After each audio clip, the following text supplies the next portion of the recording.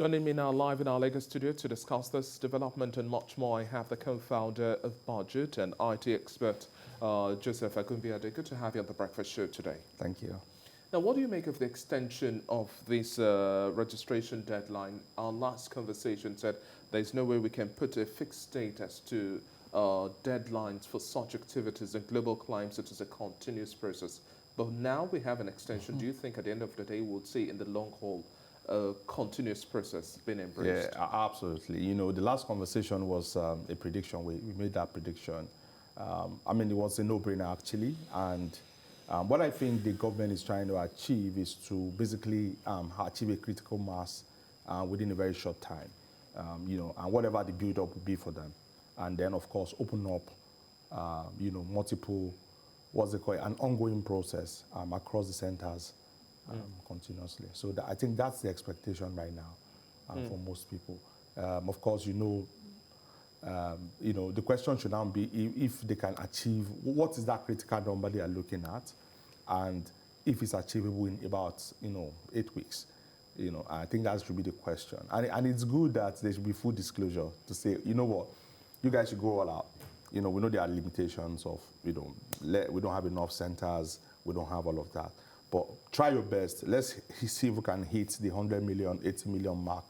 And thereafter, we can then open up the system. There will no longer be threat of cutting you off and all that. So I think we need that level of dialogue among the stakeholders. So you also tally with those who think that, well, we should possibly meet about the 100 million threshold, and then we can now have a slimmer or narrower chain to have to deal with. Absolutely, because of course every day we're giving birth to new children. People are hitting the age to do all of that, and so it has to be continuous. Ultimately, that's the truth. We can't say, oh, we're done doing this thing.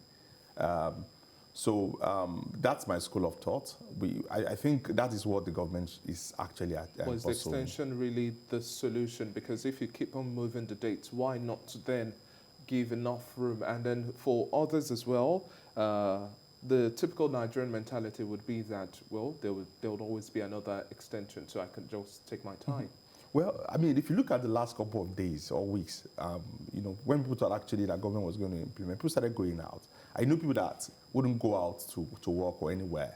They were ordering stuff online, but they were scared of losing their numbers, and they actually started turning out. So there's a little gradual cultural shift because people know that their SIM is at stake, And so it's not like people are not willing. If you do sentiment analysis, you realize that the citizens are actually responding. The challenge is that every center you go to, a lot of crowd, a lot of people, there's no social distancing, people are not wearing masks, and there's actually coronavirus, So ultimately, and that is what will happen, we know that, but the truth is that there are definitely a lot of Nigerian citizens are scared. They don't want to lose their numbers, So, yeah, so that's my perspective. Register or get blocked, that's still the sentiment of government at this point in time. But now looking at improved data collection measures at the end of the day, we have to improve or leverage on technology. What sort of new twists do you expect, or technology do you expect to be adopted in terms of having to deal with voluminous amount of data like we have at this point in time?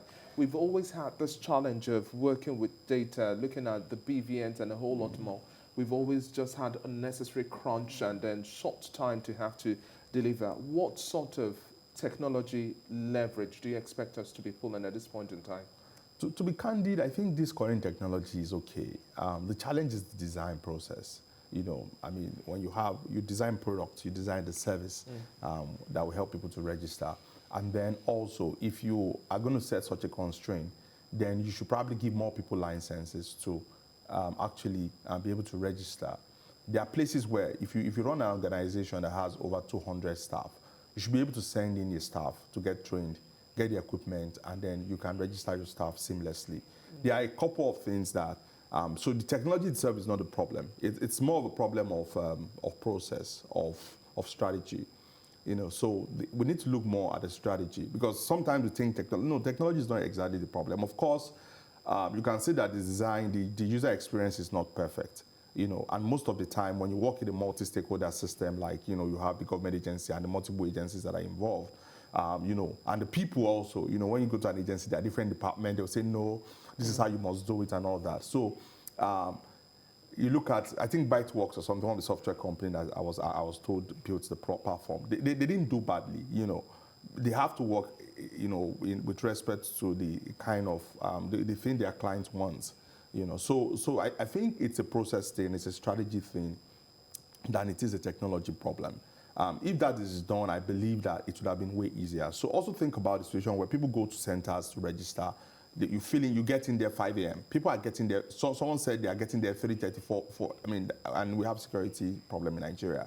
To put down your name, and then by midday you'll be told that sorry, you come back tomorrow. Or something. So it's a process problem, you know. And something I would like to add is the fact that they are running racketing at these centers, which also makes, no matter how solid your technology is, if the people there are corrupt, they have a problem with, you know, the people now, not the government. You know, most times we keep blaming the government. The people are the ones who get this contract or who are the ones doing this registration. They are sabotaging the process. So I think that it is more of those kind of challenges that I think we're seeing currently that is limiting, you know, achieving this goal within a very short time.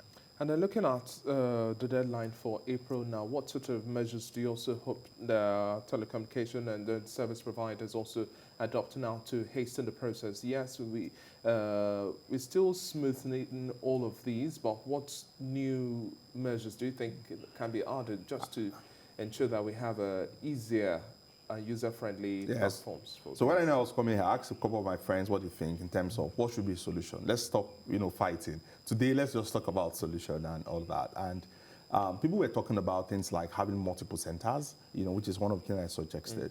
If people are willing to pay, you know, I've been thinking about that. There's an ethical problem issue around, you know, whether people should pay or not pay.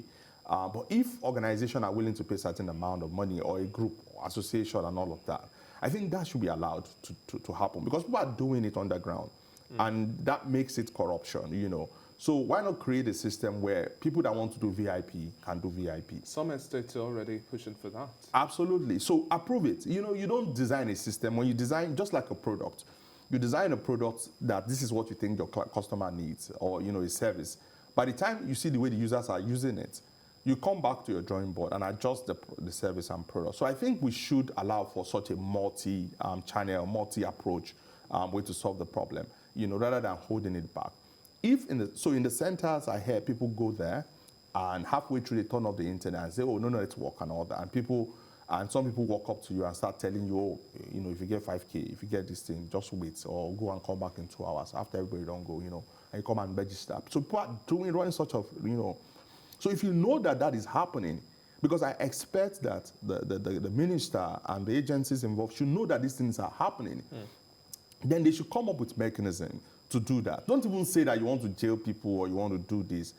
Design a system that can, you know, work around this and ultimately achieve the objective within a very short time, rather than saying that, oh, no, create that multi-system. Let the people that can wait, that can queue, ensure the process works smoothly.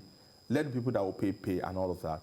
And at the end of the day, we will be able to achieve our objective. But do you think we'll likely see another extension? Because, like I earlier mentioned, we've had the first extension from December to January to February, and now April. Do you think we'll likely see? Of course, definitely. I mean, look at the numbers. You know, it was basically because of the threats that we actually achieved between January 18th and now.